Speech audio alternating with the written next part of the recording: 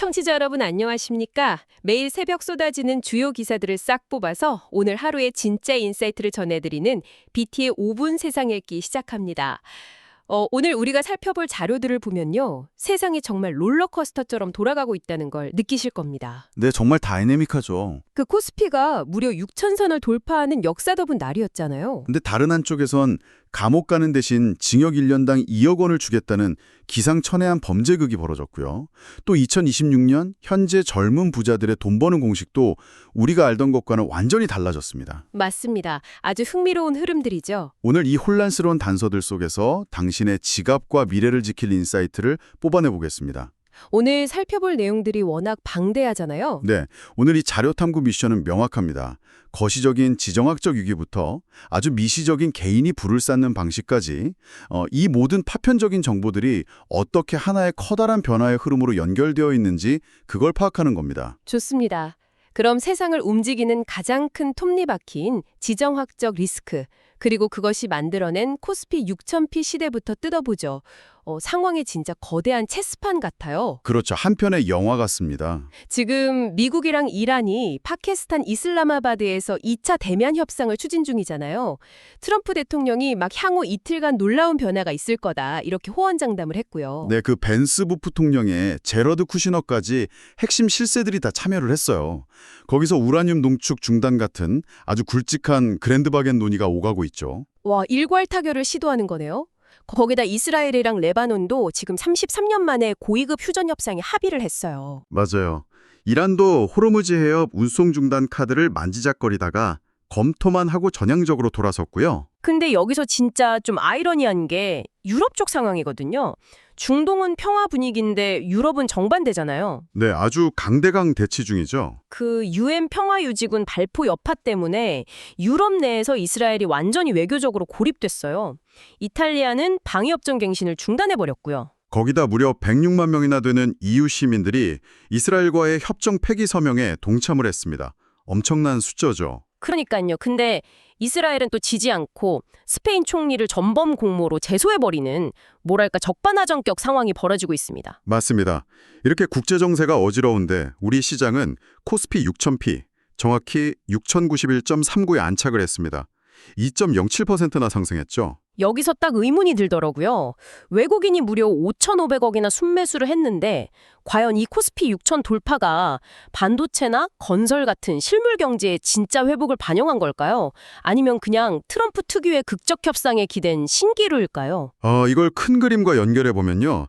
정치적 불확실성이 해소되면서 거대 자본이 위험자산 선호 심리로 팍 돌아선 결과라고 볼 수 있습니다. 안개가 걷히니까 돈이 들어오는 거죠. 아, 불확실성 해소가 가장 큰 트리거였군요. 네. 그리고 환율 효과도 컸습니다. 국민연금이 환해지 상한을 기존 10%에서 15%로 확대했거든요. 환해지 상한이요? 그게 정확히 환율 하락이랑 어떻게 연결되는 거죠? 청취자분들을 위해 조금만 쉽게 설명해 주시죠. 그러니까 국민연금이 해외 투자를 할 때 환율 변동 위험을 막으려고 달러를 미리 파는 선도 계약을 맺는데요. 그 한도를 5%포인트 늘리니까 시장의 달러가 확 풀린 겁니다. 아하, 달러 공급이 많아지니까 달러 가치는 떨어지고 우리 환율이 내려간 거군요. 빙고! 환율이 하락하니까 외국인들 입장에서는 주식도 오르고 환차익도 먹을 수 있는 최적의 환경이 된 거죠. 야, 퍼즐이 싹 맞춰지네요. 근데 재밌는 건 개인 투자자들은 이때다 싶어서 차익 실현을 하고 다 던졌거든요. 바로 그 지점이 중요합니다. 반술한 낙관론을 경계해야 하는 이유죠. 곧 다가올 기업들의 실제 이익 지표를 냉철하게 확인해야만 이 6000P가 거품이 아니라는 걸 증명할 수 있습니다. 맞아요. 숫자로 증명해야죠. 그럼 그 증명의 핵심인 반도체와 AI 산업 쪽으로 한번 넘어가 보겠습니다. 6000P의 주역이기도 한데요. 네, 아주 극단적인 모순이 벌어지고 있는 곳이죠. 엔비디아? 젠슨 황이 광통신을 딱 지목했어요. 전기 대신 빛으로 데이터를 전송해서 병목 현상을 해결한다 이거잖아요. 맞습니다.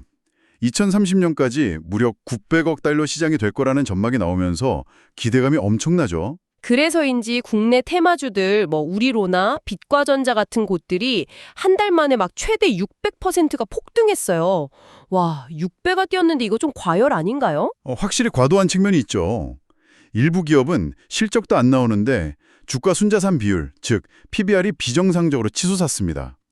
과거 오지 도입 때 거품 우려가 다시 제기되는 상황이에요. 그러니까요. 빛으로 데이터를 보낸다는 기대감만으로 6배가 뛰다니요. 근데 정작 그 혁신적인 칩을 24시간 찍어내야 하는 심장부 삼성전자는 지금 완전히 멈출 위기잖아요. 네, 노조가 5월 21일부터 18일간 총파업을 예고했습니다. 그 요구 조건이 영업이익의 15%에 달하는 45조 원 규모의 성과급이던데 청취자분들도 느끼시겠지만 솔직히 이거 너무 비현실적인 숫자 아닌가요? 어휴, 어마어마한 금액이죠. 제 생각엔 이게 진짜 45조를 달라는 게 아니라 반도체 공정이 멈추면 다 같이 죽는다는 약점을 찌른 벼랑 끝 전술 같은데요. 어떻게 보십니까? 아주 예리한 분석입니다. 이건 참 중요한 질문을 던져게 하는데요. 반도체 라인은 특성상 단 몇 분만 전력이 끊겨도 기계 안에 웨이퍼를 다 버려야 합니다. 수십억 원이 그냥 날아가는 거잖아요. 복구 시간도 엄청 걸리고요. 맞습니다. 과거 정전사제 때 보셨잖아요. 이건 단순히 한 기업의 노사 문제를 넘어서 글로벌 AI 공급망 잠체에 멱살을 쥐고 있는 실체적인 위협입니다. 와, 한쪽에서는 광통신이라고 실체 없는 거품이 끼고 다른 한쪽에서는 파업이라는 공멸 리스크가 도사리고 있고 그러니까 기대감이라는 거품과 셧다운 리스크 모두 결국 기업의 진짜 가치인 기술 경쟁력이라는 본질을 가리고 있는 거죠. 타협과 상생 없이는 이 위기를 넘기기 힘듭니다. 그렇네요. 자, 이렇게 시장에 막 폭등하고 리스크가 터지는 와중에 아예 자본시장의 룰 자체를 부숴버린 반칙너들도 있었습니다. 이들의 결말이 아주 흥미로운데요. 네, 심판의 철퇴를 맞은 사례들이 여러 나왔죠. 먼저 삼천당 제약이요. 아일리아 캐나다 실적 전망을 공식 시스템에 공시하지 않고 그냥 슬쩍 보도자료로 배포해버렸잖아요. 명백한 공정공시 위반입니다. 거래소 심의에 바로 회부됐죠. 제약바이오 업계의 투명성 문제가 또 도마 위에 오른 겁니다. 특히 7월부터 상장 폐지 기준이 엄청 강화되잖아요. 벌점 8점에서 10점 이상 받으면 바로 상장 폐지 실질 심사 대상이 될 수도 있다면서요. 맞습니다. 룰을 가볍게 여겼다가 회사 생존이 걸린 위기를 맞은 거죠. 그리고 주가 조작의 끝판왕도 있었습니다. 포티스 일당 사건인데요.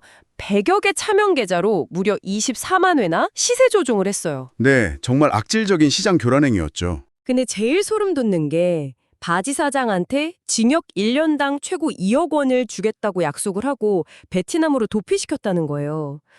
야, 이 탐욕의 끝이 어딜까 싶더라고요. 결국 그 탐욕의 끝은 파멸이었습니다. 부당이득을 40억이나 챙겼지만 나중엔 주가 하락으로 본인들도 손실을 봤고요. 회사 자체도 결국 상장 폐지됐잖아요. 네, 기업도 망하고 일당도 법의 심판을 받게 된 거죠. 자본주의에서 공시나 법규라는 룰을 지키지 않으면 결국 시장에서 완전히 퇴출당한다는 걸 똑똑히 보여준 사례입니다. 맞아요. 반칙을 한 자들도 쫓겨났지만 반대로 낡은 모델을 고집하다가 무너지는 산업도 있습니다. 바로 TV 홈쇼핑인데요. 거긴 지표가 정말 심각하더라고요. 4년 연속 거래액이 감소했고 방송 매출은 14년 전 수준인 2조 6천억대로 후퇴했어요. 근데 이유를 보니까 기가 막힙니다. 방송 매출액 대비 송출 수수료 비중이 73%나 돼요. 번 돈의 73%를 유선방송 사업자한테 수수료로 바치는 기형적인 구조죠. 그니까 이게 마치 물이 쫙 빠져나간 수영장에 누가 반직하고 있었는지 드러난 거랑 똑같아요. 아니면 수영장 입장료 자체가 너무 비싸서 사람들이 다 모바일이나 라이브 커머스 같은 새 수영장으로 떠나버린 거죠. 아주 찰떡 같은 비유입니다. 시대의 변화, 즉 스마트폰 시대로의 전환에 맞춰 기형적인 비용 구조를 혁신하지 못한 구시대 산업의 한계를 여실히 보여주고 있습니다. 체질 개선 없이는 생존이 불가능해요. 자, 그럼 낡은 기업과 불법 세력이 이렇게 무너지는 걸 봤는데요. 시선을 한번 돌려보겠습니다. 이 혼란한 시대에 합법적이고 영리하게 불을 쌓는 사람들은 과연 누굴까요? 그게 바로 우리가 집중해야 할 가장 중요한 포인트죠. 하나금융연구소에서 2026 웰스 리포트를 냈는데 금융자산 10억 이상을 가진 50대 이하 젊은 부자들 데이터가 참 놀랍습니다. 네, 과거의 부자들과는 완전히 다른 양상을 보이더라고요. 부자들의 30%가 특별한 사업가가 아니라 평범한 회사원이나 공무원이었고요. 사는 곳도 수도권 30평대 아파트예요. 초기 종잣돈 평균 8억 5천을 악착같이 예적금으로 모았대요. 그리고 과거처럼 부동산에 올인하는 게 아니라 비중을 확 줄였죠. 대신 ETF나 연금 같은 금융투자 비중을 대폭 늘렸습니다. 유동성을 중시하는 거죠. 여기서 청취자 여러분도 귀가 번쩍 뜨이실 텐데 제가 제일 신기했던 건 이 사람들의 네트워크입니다. 무려 83%가 정기 모임에 참여한대요. 네. 소득이 높을수록 그런 인적 네트워크 모임 참여 개수가 훨씬 더 많습니다. 아니, 근데 상식적으로 생각해보면 보통 부자들은 좋은 꿀 정보가 있으면 혼자 숨기고 조용히 돈을 벌지 않나요? 왜 소득이 높을수록 이런 인적 네트워크에 집착하는 걸까요? 여기서 흥미로운 점은요. 지금은 정보가 부족한 게 아니라 너무 넘쳐나는 정보 과잉 시대라는 겁니다. 혼자서 파편화된 뉴스를 읽어봤자 한계가 명확하거든요. 아, 그래서 집단지성이 필요한 거군요. 정확합니다.